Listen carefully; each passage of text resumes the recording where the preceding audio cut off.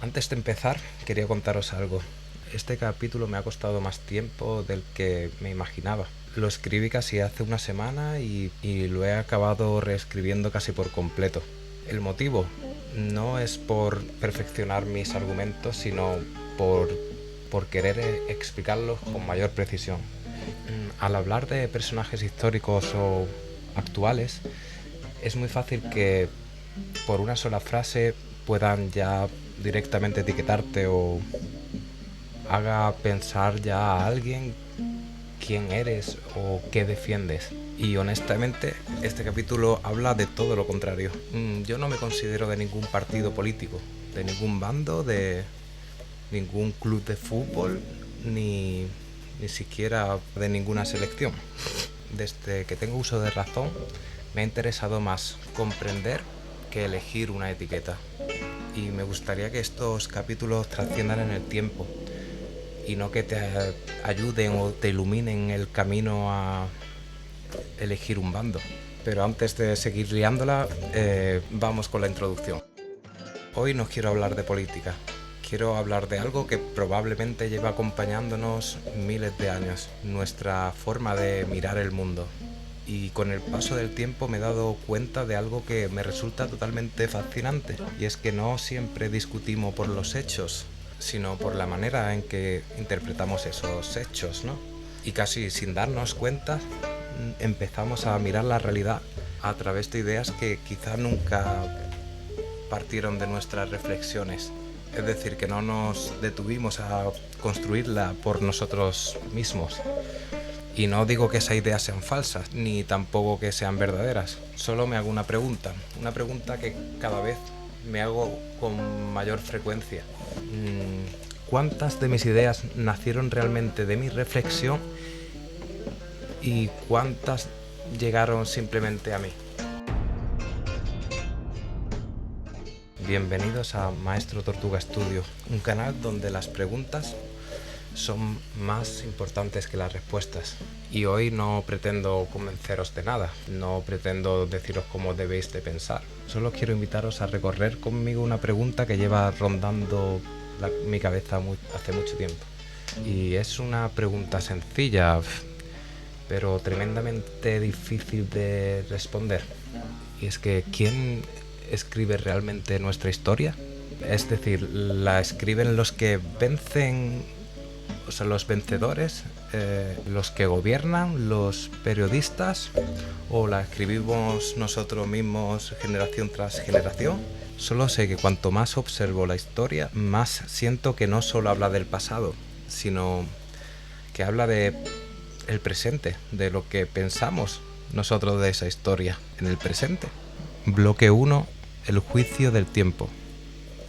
Cuando pensamos en personajes históricos, solemos hacerlo con una seguridad sorprendente. Decimos que fueron unos héroes, otros que fueron unos villanos, que unos cambiaron el mundo para mejor, otros para peor, pero hay un detalle que casi siempre olvidamos. Y es que ninguno de ellos sabía exactamente cómo iba a terminar su propia historia. Hay algo que siempre me ha fascinado. Sócrates nunca dejó nada escrito desde su puño y letra. Este quizás sea uno de los ejemplos que más me impresiona, ¿no? Su forma de pensar no consistía en dar respuestas, sino en formular preguntas que te obligaban a pensar. Es decir, él llegaba, soltaba su pregunta y se largaba. Y todo lo que sabemos de él ha llegado a nosotros a través de otras personas. Seguimos hablando de sus preguntas porque éstas nos enseñaron a seguir preguntando.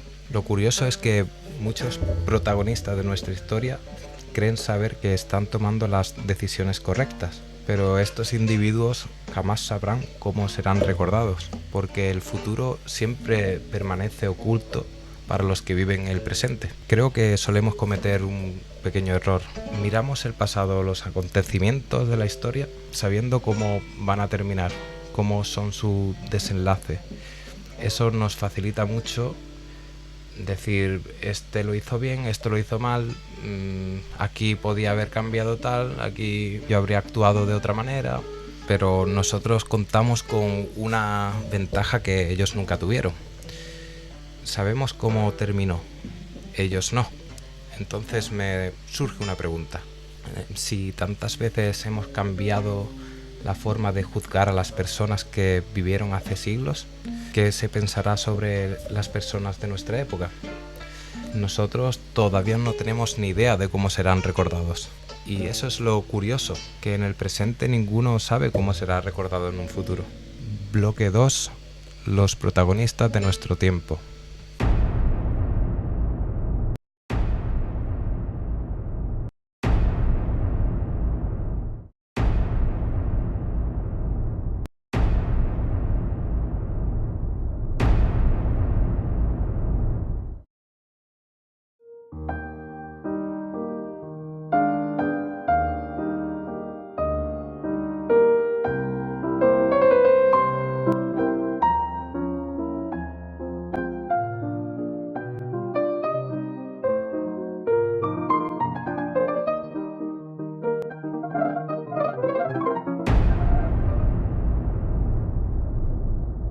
¿Os habéis dado cuenta de una cosa? Mientras iban apareciendo todas estas imágenes, cada uno de vosotros habrá pensado algo diferente sobre ellos, ¿no? Me refiero, habrá sentido algo distinto, ¿no? Así como admiración, como rechazo, curiosidad o quizá indiferencia. Y eso es lo que me resulta bastante interesante. No ellos, sino nosotros, porque este capítulo no trata de decidir quién tiene la razón, trata de intentar comprender cómo construimos nuestras opiniones, porque vivimos en una época de confusión. Nunca antes habíamos tenido acceso a tanta información y al mismo tiempo nunca había sido tan fácil equivocarnos en entenderla, porque cada uno recibe noticias diferentes, vídeos que vienen de algoritmos. Algoritmos. Es curioso cómo funciona esto. Te animo a investigar cómo funcionan y poco a poco cada uno empieza a tener ligeramente una visión diferente de esta realidad, ¿no? A veces me pregunto algo. ¿Es posible que dos personas verdaderamente honestas acaben pensando totalmente diferentes cosas sobre un mismo individuo? Y diría que sí.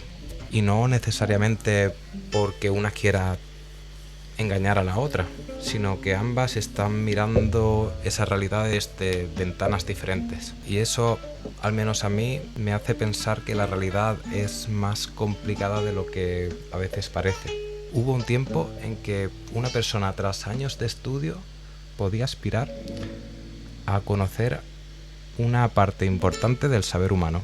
Hoy eso resulta prácticamente imposible porque el conocimiento crece más deprisa de lo que probablemente podamos abarcar. Y hoy muchas veces basta con un vídeo de 30 segundos, un titular, una publicación compartida miles de veces y casi sin darnos cuenta sentimos que ya conocemos perfectamente a esa persona. Pero ¿qué conocemos de esos personajes? Todos ellos tienen algo en común y es que hay muchas personas que los admiran profundamente y otras tantas que lo rechazan con la misma intensidad. Eso no significa que todas las opiniones sean igual de acertadas. Y esto me lleva a otra pregunta. Si una persona a la que nunca conoceré es capaz de cambiar mi estado de ánimo, ¿quién está realmente dirigiendo ese momento de mi vida?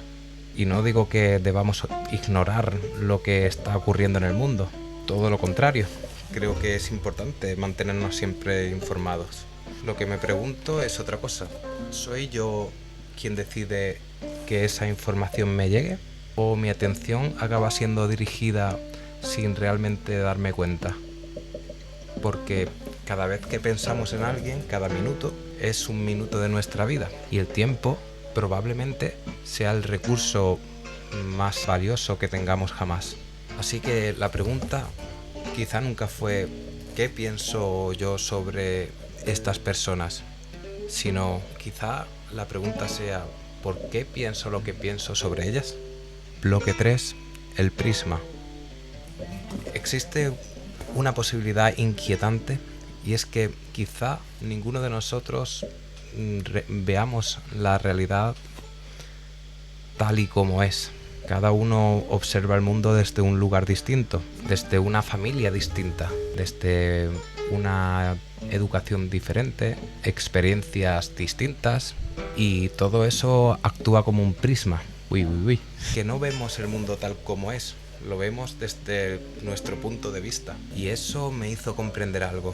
Muchas veces no discutimos por los hechos, discutimos por la interpretación que hacemos sobre esos hechos. Y esa diferencia puede cambiarlo absolutamente todo. Porque dos personas inteligentes, es decir, dos personas honestas, me refiero a dos personas buena gente, pueden llegar a conclusiones totalmente diferentes. No necesariamente porque una quiera llevarle lo contrario a la otra, sino porque ambas miran desde puntos diferentes. Y entonces comprendí algo que me da más tranquilidad.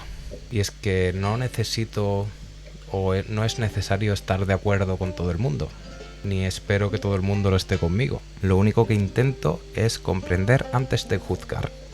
Cada vez me interesa menos preguntar quién tiene la razón, y cada vez me interesa más pensar qué ha vivido esa persona para llegar a pensar así. Porque esa pregunta no levanta muros, esa pregunta abre puertas. Y quizá esa sea la gran diferencia entre debatir y dialogar.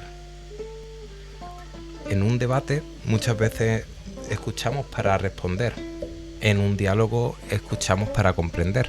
Y esa pequeña diferencia puede cambiar una conversación, puede cambiar una amistad, una familia y quizá una sociedad. A veces me preguntan por qué no me posiciono en política, pero es que ya ni en el fútbol. Y la respuesta es bastante sencilla. No es porque me crea de otro mundo, sino porque antes de sacar una conclusión, prefiero intentar comprender cómo he llegado hasta ella y cómo otra persona ha llegado a la suya. No siempre lo consigo, me equivoco como cualquier otra persona, pero intento recordarme algo, y es que las personas somos más complejas que las etiquetas con las que intentamos describirnos. Quizá la verdadera reflexión no sea preguntarnos quién tiene la razón, quizá sea preguntarnos si seguimos siendo capaces de escuchar incluso cuando creemos tener esa razón. Y quizá todos podríamos beneficiarnos si fuésemos más humildes en cuanto a juzgar a los demás. Consejo tortuga. Antes de juzgar a una persona, recuerda que tú también observas el mundo desde un prisma. Esto ha sido Maestro Tortuga Studio y gracias por estar ahí. Nos veremos en el próximo capítulo.